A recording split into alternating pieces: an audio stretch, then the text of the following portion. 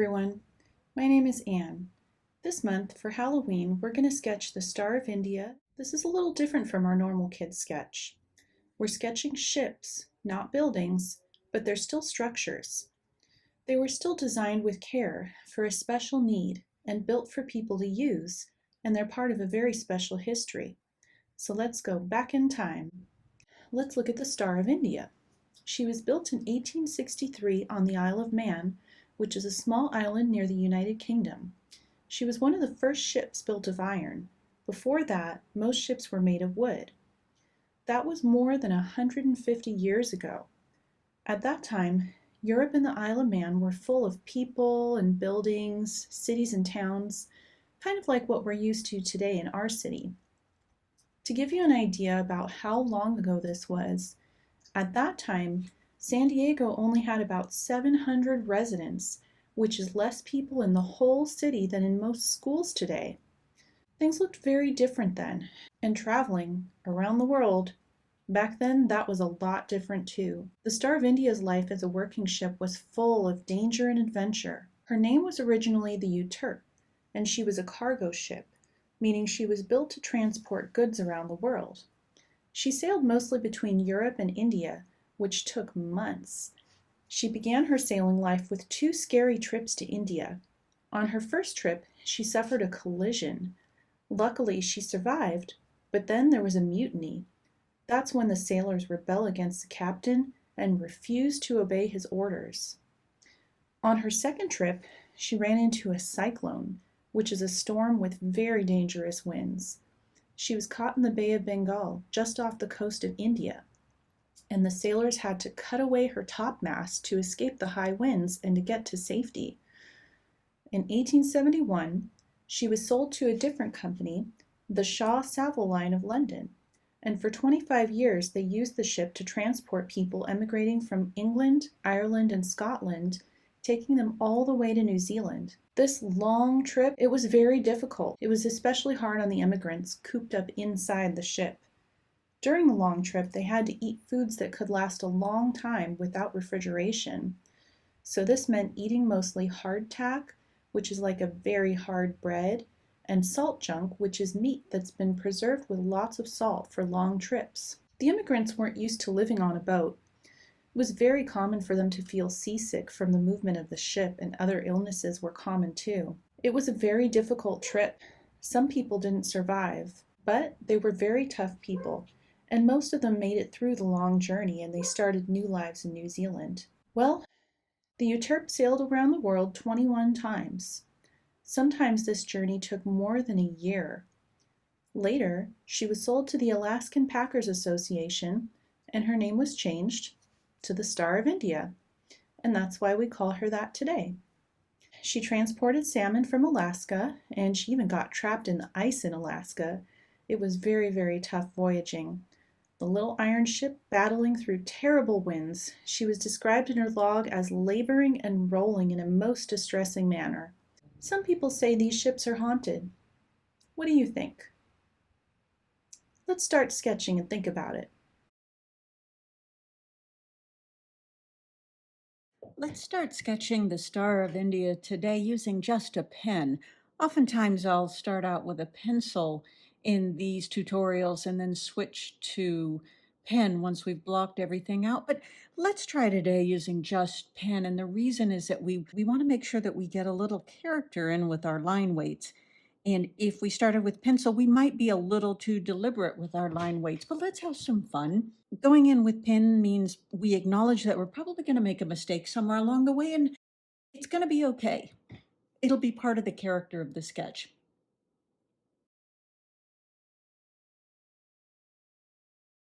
I'd like us to take a look at what we're going to draw.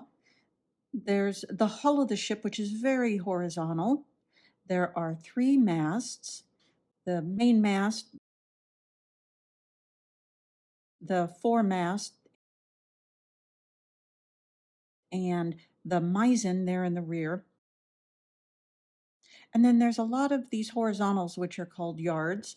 And then all of those crazy diagonals, which look like spider webs. And those have a variety of names. They're ropes, but they are nautically called sheets, stays, clue lines, bunt lines, and halyards, amongst other things. And then there'll be those 3 sails that we'll draw in. So let's start with the deck. And that is going to be, it's got a little curve to it, but let's just draw it as a horizontal line. And let's go straight across the sheet. I'm going to do it in the lower third of my page. I'll make it about like that. All right. I'm going to find, just eyeballing, about the halfway point, and I'm going to make a tick mark. And then from that tick mark, I'll draw straight up to near the top of the page. Now let's look at the area to the left of that line. Can you kind of eyeball halfway point again? And draw a vertical line. And that's called, that line is the foremast, mainmast, foremast. Let's do this one in the back. So I don't know if you'll notice, but what I want to do with these sketches, with these sketches and these tutorials, is to help you see things. And when we take a look at this ship, we might see 3 vertical masts evenly spaced. But if you look for a moment, you'll notice that these 2 are a little closer together than that one. And so let's, but that this, the distance between the mainmast and that mizzen is about the same distance as the mizzen to the back of the ship. And the back of the ship is called the aft. So, but it's because these are farther apart than these, we need this line a little longer. So add a little bit extra to your deck, a little bit extra. Now find the halfway point and draw a vertical line up for that mizzen. Now the mizzen and the mainmast are not going up quite as, or the mizzen and the foremast are not going up quite as high as the main. Oh, but look, it's pretty close up there. And that back one is taller than the front one. The mizzen is taller than that foremast. Okay, this looks a little, this is pretty simple. What should we draw next? Let's draw the bottom of that hull. In our photo, it's a roadway, but we're going to use our imagination and pretend the Star of India is out to sea. So draw another horizontal line below the deck of the ship. It could be about the thickness of your pencil or your pen. Is it like a finger thickness? How far below? I'm going to do it about the thickness of the pen. Draw another horizontal line there. It's not as long as the deck. Then I'm going to do 2 sort of slanty lines, the fore of the ship and the aft of the ship. It kind of looks like a cartoon of a ship, doesn't it? But once we start adding more detail, it'll make more sense and won't look quite so cartoony. Now, how about this angled piece at the bow of the ship? That's called the bowsprit. Bowsprit. Let's do that one there. Some of the other things we see, there's a tiny little enclosure here. That's called the forecastle. You know, that's kind of a crazy pronunciation. And in the back, this is called the quarterdeck. Looks like it starts a little bit behind the main mast. It's a little taller than the forecastle. And then just draw a horizontal line there. There's your quarterdeck. And this piece in the back called the poop deck. Kind of hard to see where it starts and stops. Let's just start it there at that mizzen. Okay, mizzen. Okay, there we have it. Looks like it doesn't go all the way to the end. While we're here, why don't we do this line? What's that called? That's called a main boom. Now let's start doing some of these horizontals, and they're called yards. And the ends of them are yard arms. What's interesting is they're not exactly horizontal, but I'm not going to worry too much about getting the angle right. But if I wanted to, you see what I just did there? I angle my pen and it kind of tells me about what the different slopes are. and it wouldn't hurt for us to do that. Something else to notice is these yards get smaller as they go up. They're kind of like a Christmas tree. Can you see that? So let's start drawing these horizontals.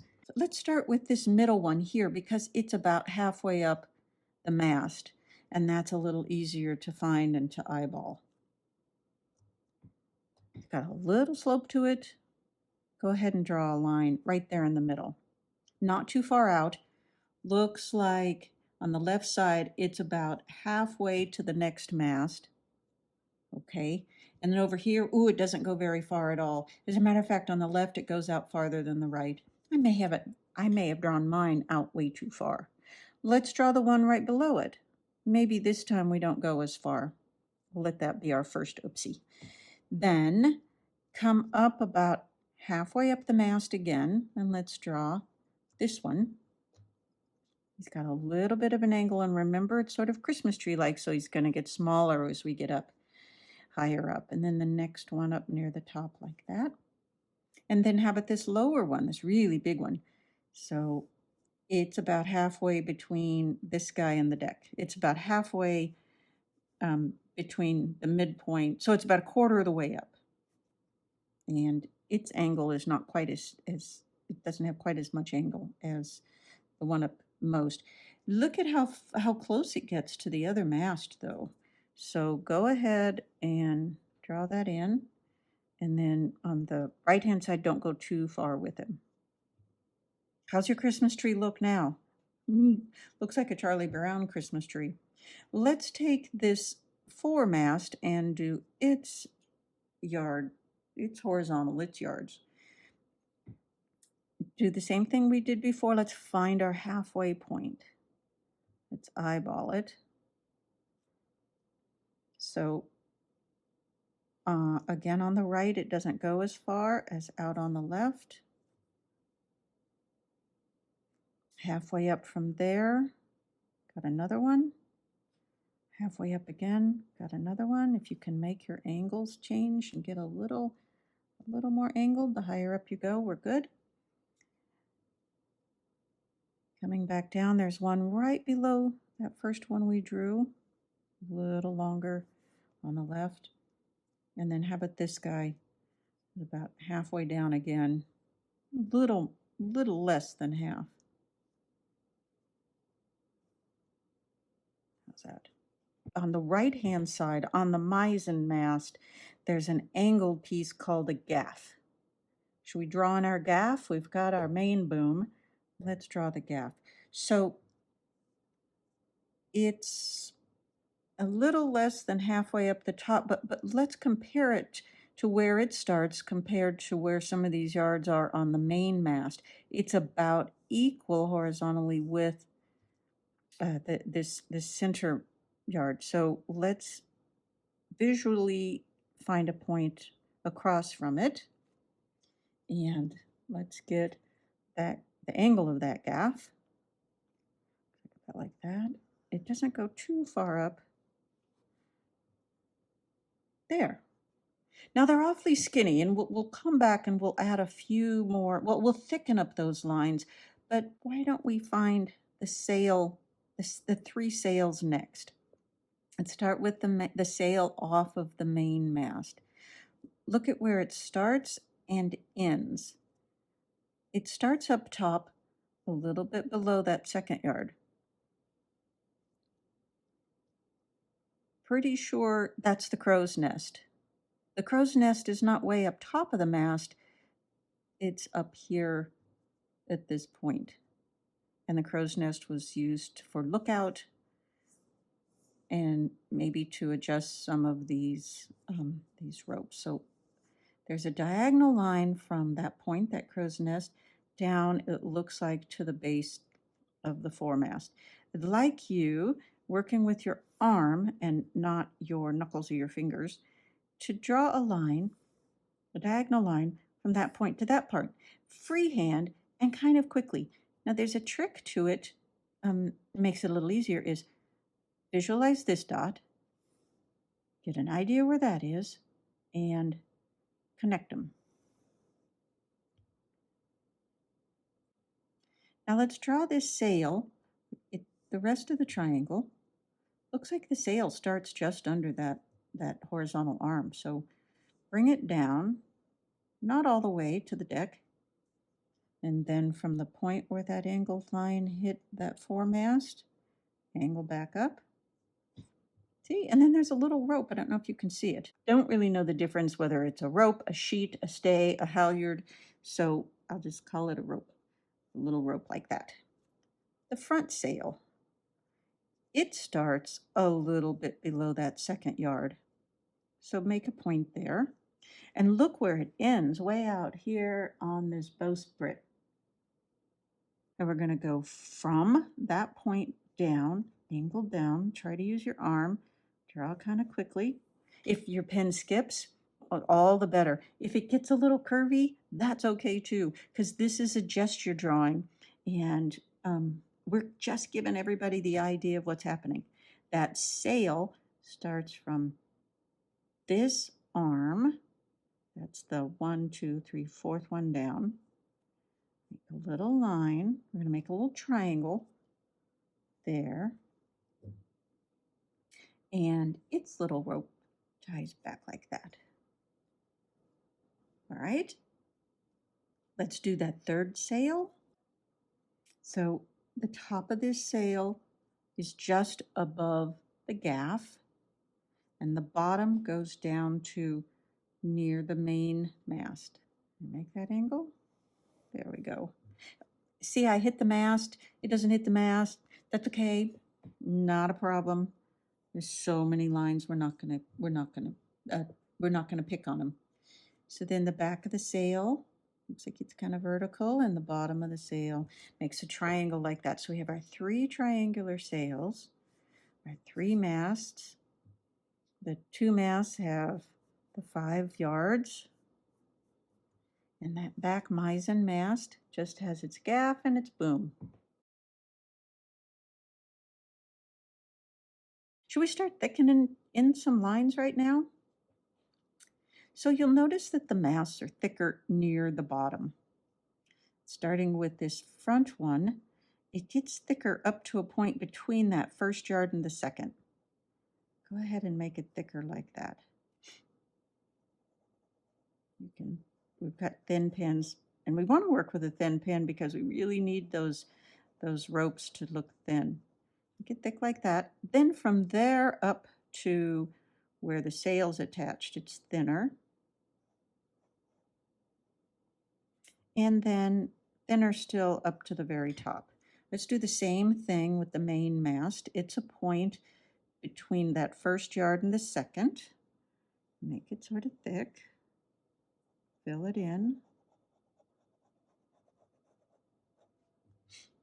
All right. Then from here to the crow's nest, it's thinner. It's thick, but it's thinner.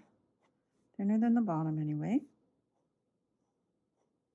And then from that point up to the very top, I just make sort of 2 little lines like that. On the mizzen, let's do the same thing up to that point where the sail starts. See, so the lines or those sheets that attach, or the sails attached, this is a point that needs to be the strongest because there's a lot of tension. When the wind is blowing on that sail, it's going to be yanking on that mast from that point. And so that's why these are really thick. And then from that point up, 2 lines. Let's start to thicken some of our horizontals, some of these yards, and this main boom is a little bit thicker. The gaff is a little bit thicker. These start thicker, and you see that they're a little thicker closer to the mast, and they get thinner as they go out. So make some lines like that. They're sort of pointy. Just look with your eye, and you know what kind of pen you're using. This one, remember I made it a little too long, so I'm just gonna ignore that. And now's a good time to adjust the lengths of them if they're too short or too long. Same thing for these guys. Oh, um, when you do this yard, see how part of it is behind the sail? So we can't see it all. So just stop where you hit the sail on that one. That's about the only place where the yard is hidden by a sail.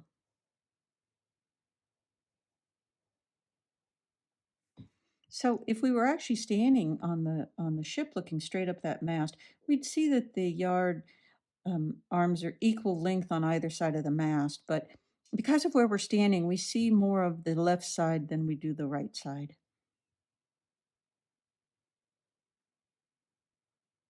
All right. And just as you keep sketching, you'll develop your drawing and you'll see which if all your lines are thick enough, if you need to make any thicker, you can adjust them as you go. What shall we do now? I would like to thicken up the bowsprit just a little.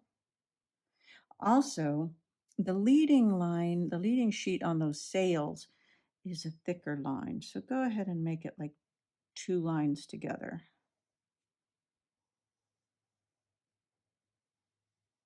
We're sort of building up our sketch. All right, looking like a ship, feeling like a pirate. Let's get some of the curvy lines in the sails because right now it's like they're nothing. And how do we show that there's something in our drawing where we're just using lines, we're just using pen? Let's start with the sail that's on the far right that attaches to the mizzen and ends at the bottom of the mainmast. Can you see how they're like little ripples?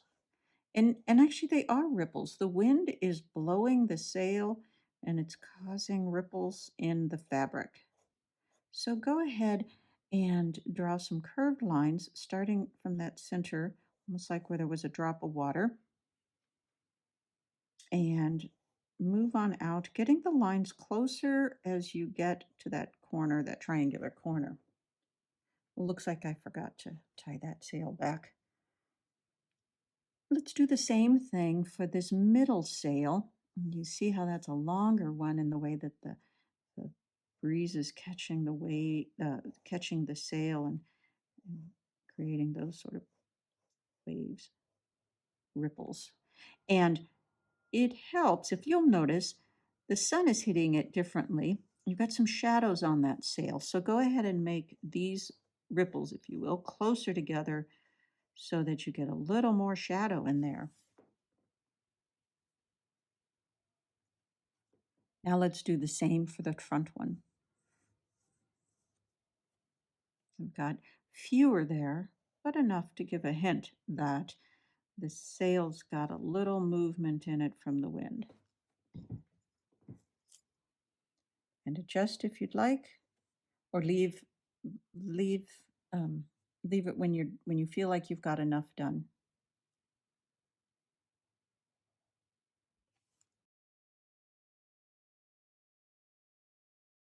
Before we get into all those ropes, I'd like to add a few more details on the hull of the ship itself. Let's add a second line right at the deck. It just has a little edge to it. I'm basically drawing that white line. Now just below it, about a third of the way down, draw a second line. That's that other white line. That is some trim painted white. The rest of the ship is the rest of the hull is painted black. We might decide to color that in later, to shade it in later. This quarterdeck has some windows on it. If you'd like, do a line across the quarterdeck and you'll see that there's some tiny little squares that are windows into the quarterdeck to allow some natural light.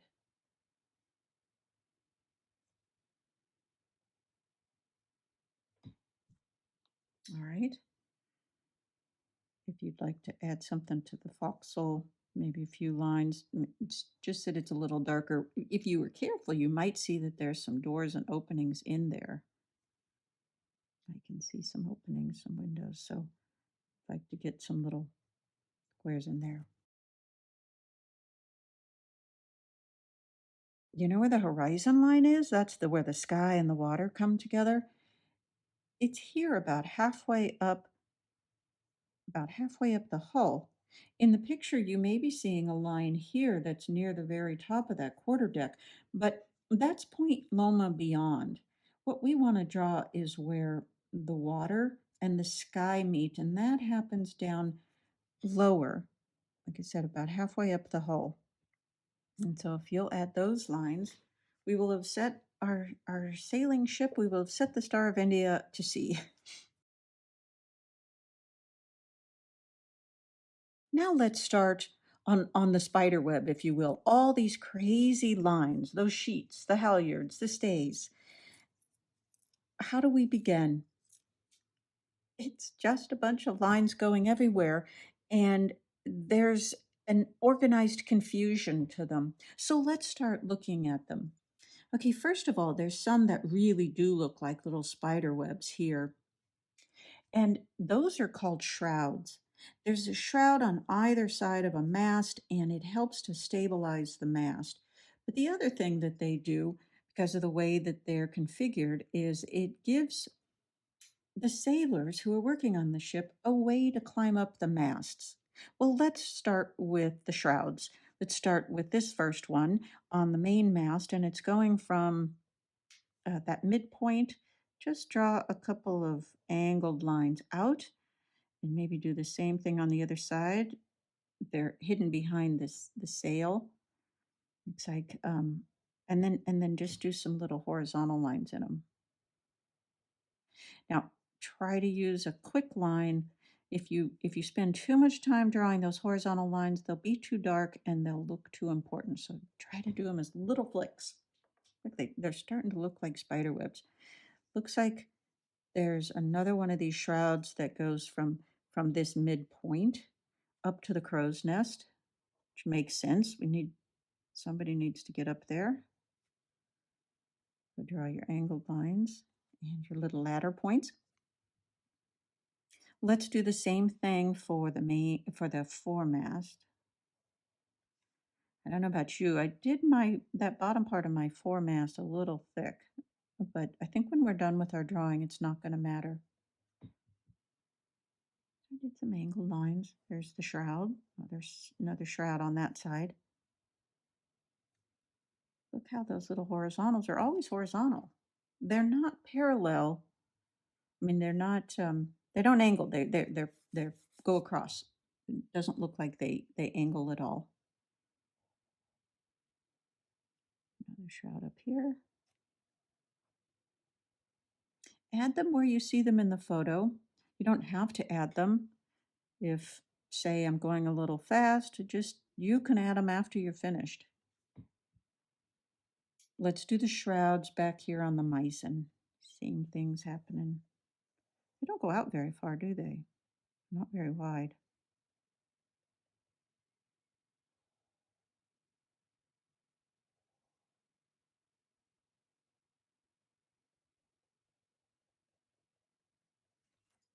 All right. Let's start to study where all these ropes are going. Looks like there's a rope connecting end point of every piece of wood to another one. So starting with the main mast, there's one from the top to the arm, there's one from the top to that second yard arm, one from the top to the second yard arm, down to the middle ones, down to the deck. So keeping them fast, go ahead and start connecting these lines.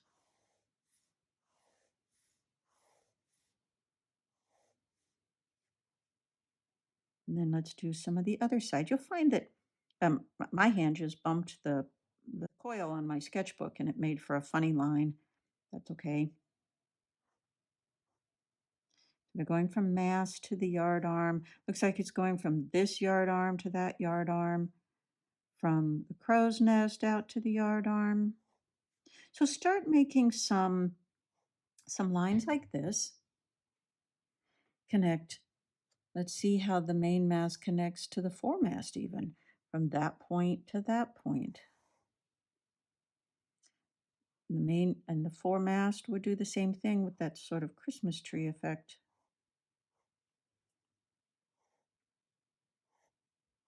And keep a real light touch with your arm and your pen, and that'll keep them thinner. That'll help you make your lines really thin.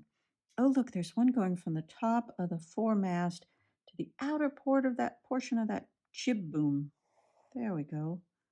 And there's actually a couple of them. Look at where they're going from and to.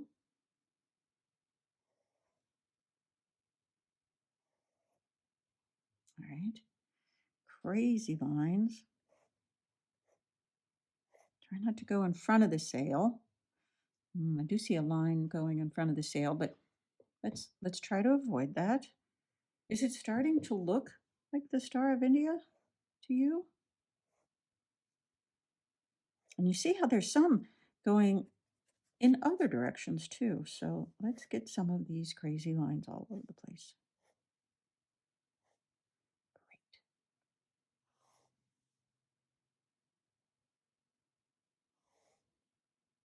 And then there's a point near, not at the very top. So at the top of this mizzen, the lines go down like that. But there's a point a little bit below the mizzen, the very top, that goes off out to the gaff, the end of the gaff. It just looks like it's a single line, and then the gaff to that main boom. That flag isn't flying very, you can hardly tell it's a flag except for we see the red, white, and blue. If you want to draw something, it's sort of crumpled up. If you want to draw it like that, go ahead. It's sort of hanging there.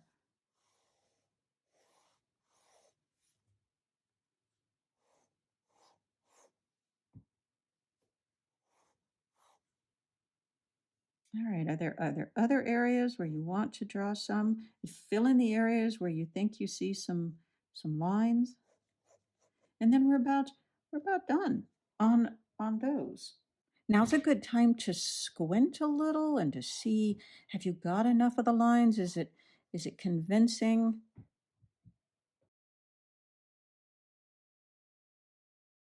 Before we do the reflection in the water, let's add a little tonal value to the side, to the hull of the ship. It's dark, painted black. Let's go ahead and add a little. I'm just going to do some horizontal lines just to give a hint that the color is there. I might just, because it's the way I sketch, is I might do a little darker front and back.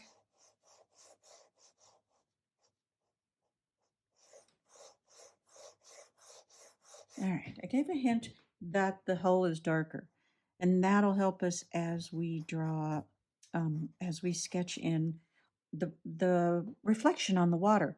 So the reflection is a mirror image. What you see up top here, you're going to see reflected down here. Let's start at the front, at the fore of the ship. You see how this angles up? Well, it's going to be reflected like in a mirror. It's going to go down and out. Start your reflections as dashed lines. Let's do the front, let's do the back. So if it's up about the width of your pen, make it down about the width of your pen. Let's dash in the line of the deck. It's just a dashed line in the water.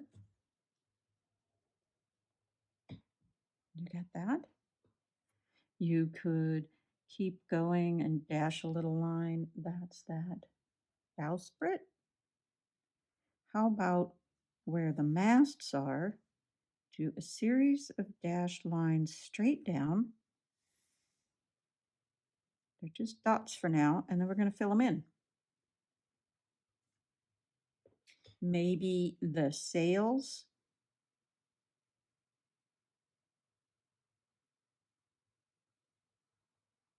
Think of them as upside down.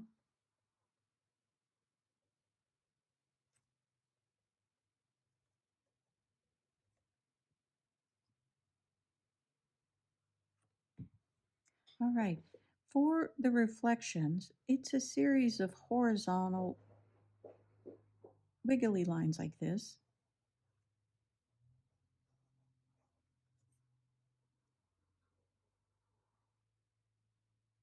And one thing to think about is these lines are actually where there's movement in the water. So part of it is reflection, like in a mirror, and part of it is just where the light is catching the waves.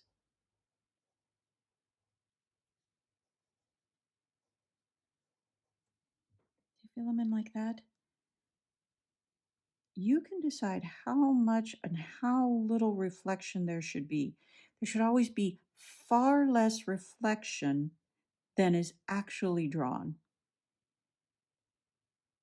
So just give a hint, a ghost of what is actually there.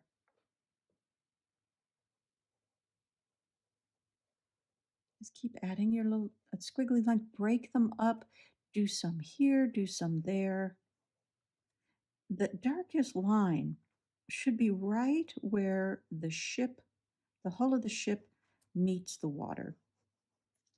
That line you can draw a little darker, and maybe a few extra lines like that at the water line. It might be kind of fun to try to capture some of those little windows, the reflection of the windows there. A few of them over here. Anytime you're ready to be done, you can be done.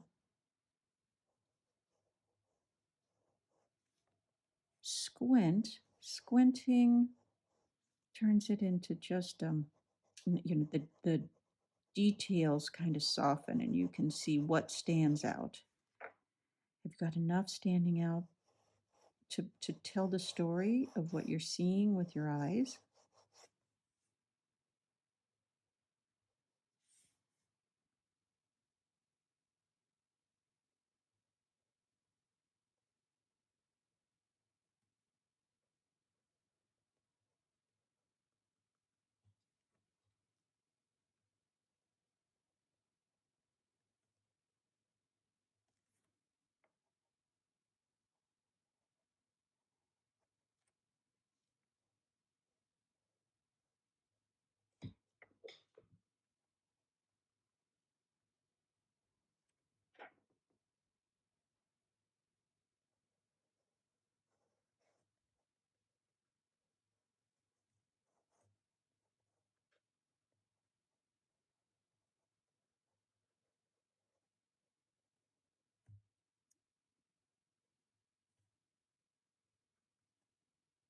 I haven't drawn any of these the yards in the reflections, but those are going to be helpful telling us what we're looking at.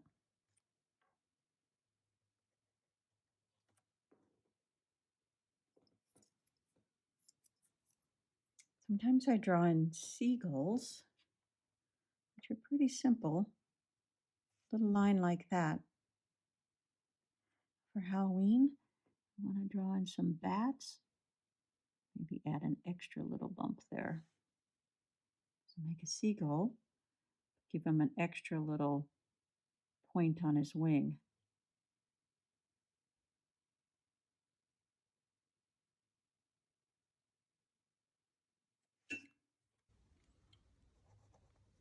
If you want to add some extra shading, but sometimes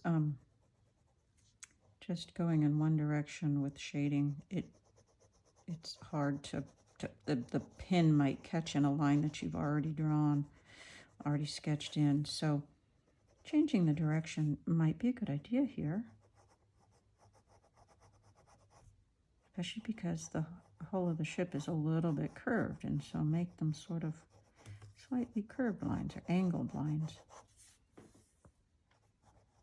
And in adding a few more of these lines from a different angle, it helps to make those two white lines punch.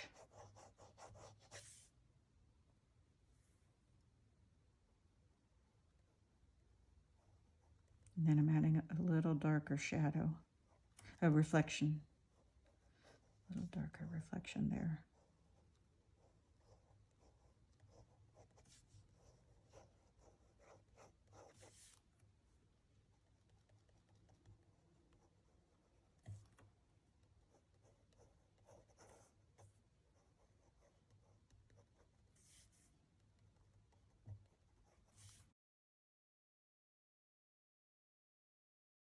Star of India.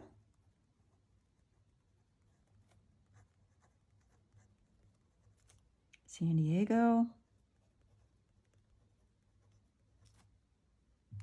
And then add the date that you did your drawing. October